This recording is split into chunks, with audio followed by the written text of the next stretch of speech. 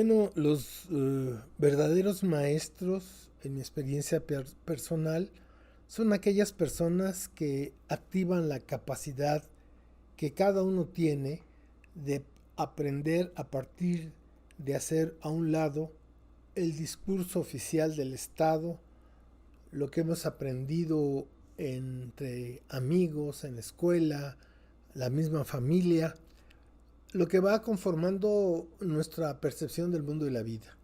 Entonces, un maestro es aquel que nos enseña a dudar de lo que sabemos y nos permite o nos impulsa a aprender de lo que no sabemos o de lo que sabemos pero verlo desde otra perspectiva. La historia oficial es la biografía autorizada del Estado. Es lo que explica, según el Estado, lo que ha sucedido y por qué ellos están al frente de las instituciones, de la política educativa, cultural, religiosa, todo lo que hace este mundo moderno.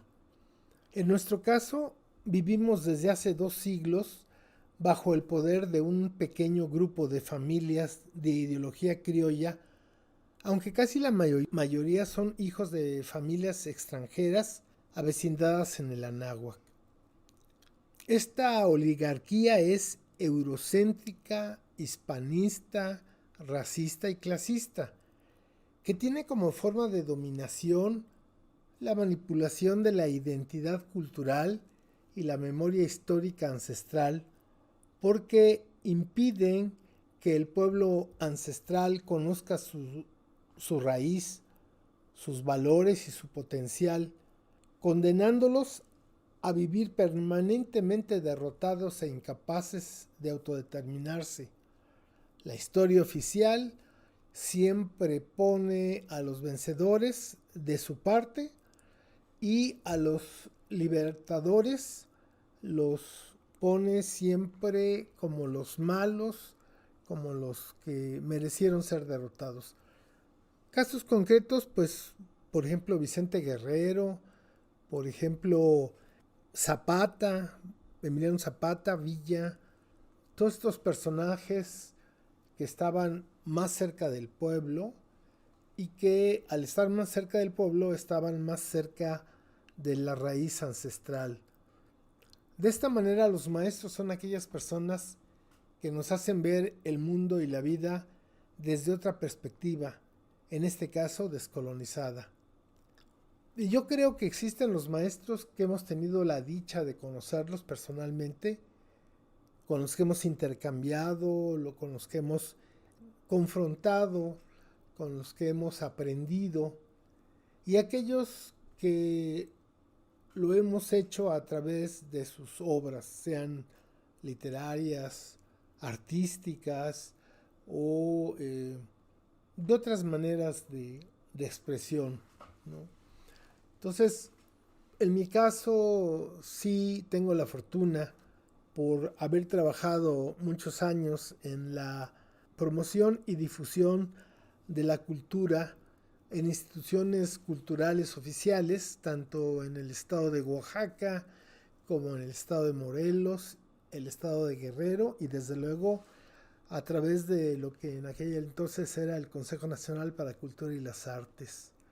Y bueno, pues a partir de eso tuvimos la oportunidad de conocer a estos grandes personajes que luego nos hicimos amigos y, por ejemplo, el caso más interesante para mí, no por su contenido, sino por el tipo tan especial.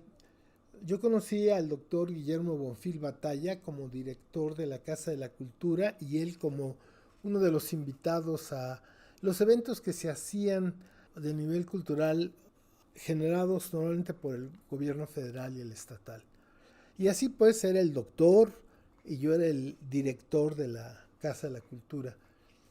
Pero un día en Hermosillo, Sonora, en un curso que había organizado el licenciado Luis Garza Alejandro, un curso internacional de 3 semanas, y estábamos en un hotel a las afueras de Hermosillo, y con un calor así de casi 35, 38 grados a la sombra.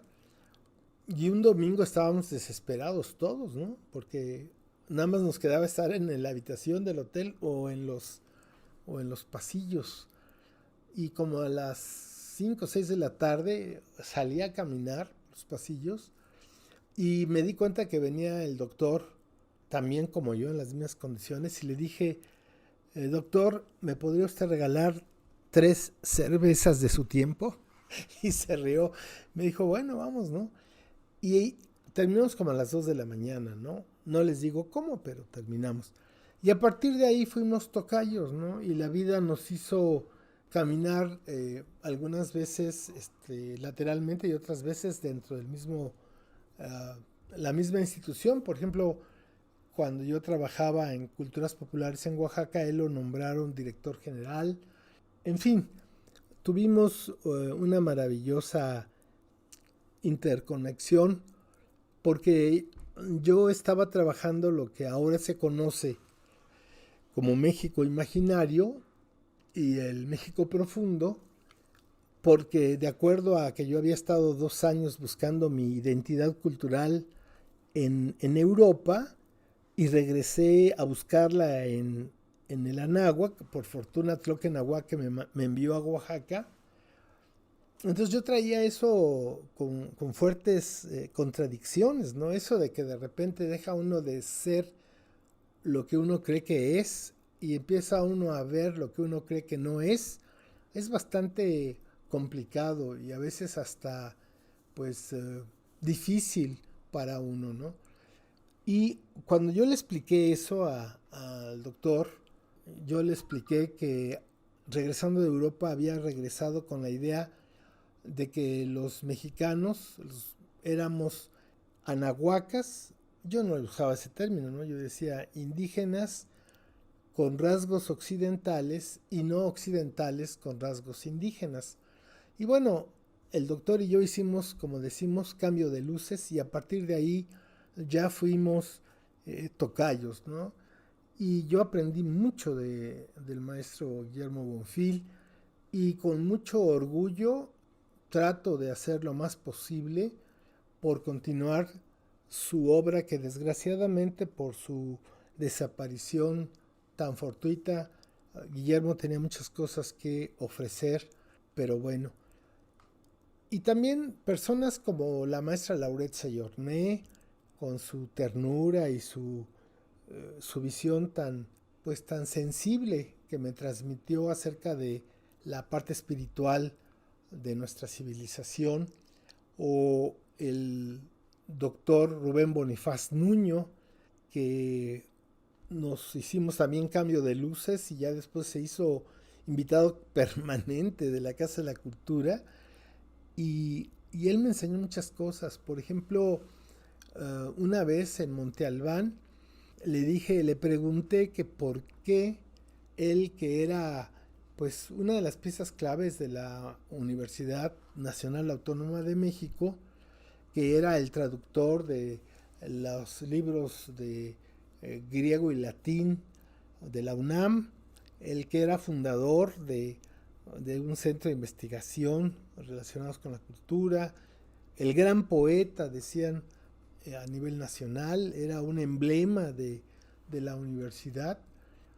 ¿Por qué dio un giro de 180 grados y de repente se dedicó a estudiar la obra de los olmecas y creó el Seminario de Investigación para la Descolonización de México? Y entonces le pregunté por qué ese cambio y entonces me dijo algo muy importante que yo repito mucho y algunas personas creen que es idea mía o el concepto mío, pero no, es del doctor Bonifaz Nuño. Él me dijo que un día se dio cuenta que él sabía mucho de Europa, de la cultura grecolatina, pero cuando estaba en lugares como Monte Albán, Teotihuacán, Chichén Itzá, era un extranjero inculto en su propia tierra. Realmente me dejó sorprendido y eso me dio luz para muchas cosas. O también cuando en otra ocasión, estando en Monte Albán, le pregunté cómo podíamos hacer si los textos del siglo XVI todos eran hispanistas, escritos por los vencedores de la espada o del crucifijo y por gente náhuatl que pretendía arroparse con una supuesta nobleza autóctona, ¿no? Como Fernando Alba Istlizochitl, etcétera, ¿no? Y que en esta historia no estaban las voces de, ni siquiera de Malinche, Cuauhtémoc, Cuitláhuac, no estaban ellos, ¿no? Entonces me dijo, haga a un lado eso, piensa en lo que sus ojos ven, piensa en lo que su corazón siente cuando está en esos lugares. Eso que hicieron los viejos abuelos le va a decir lo que usted debe de entender. Y así entonces cambió mi perspectiva de las llamadas zonas arqueológicas y de los contenidos maravillosos que están en los museos. Gracias a él tengo otra visión diferente de nuestra riqueza cultural ancestral de la náhuatl. Y bueno, así podría hablar de muchos de ellos. No los quiero empezar a nombrar porque además de ser muchos, no me gustaría omitir a alguien, ¿no? Pero han sido como los principales. Desde luego, también quiero nombrar a Leonel Durán Solís, por ejemplo, el doctor Carlos Lenkersdorf, maravillosa experiencia, a pesar de que ya lo conocí en los últimos momentos y que participé en algunas clases que daba en la UNAM, pero maravilloso, ¿no? Y también algunos maestros que, entre comillas, en la mayoría son anahuacas críticos, pensantes, que en estos más de 40 años en Oaxaca he encontrado y han sido mis maestros para enseñarme a ver lo propio nuestro desde otra perspectiva, ¿no? Entonces, pues los maestros son eso, esa oportunidad que la vida nos da para poder desaprender lo que nos han introyectado colonizadamente y empezar a buscar respuestas que desde luego están en nosotros mismos. Muchas gracias. Educayotl hace educar para el futuro con la sabiduría del pasado.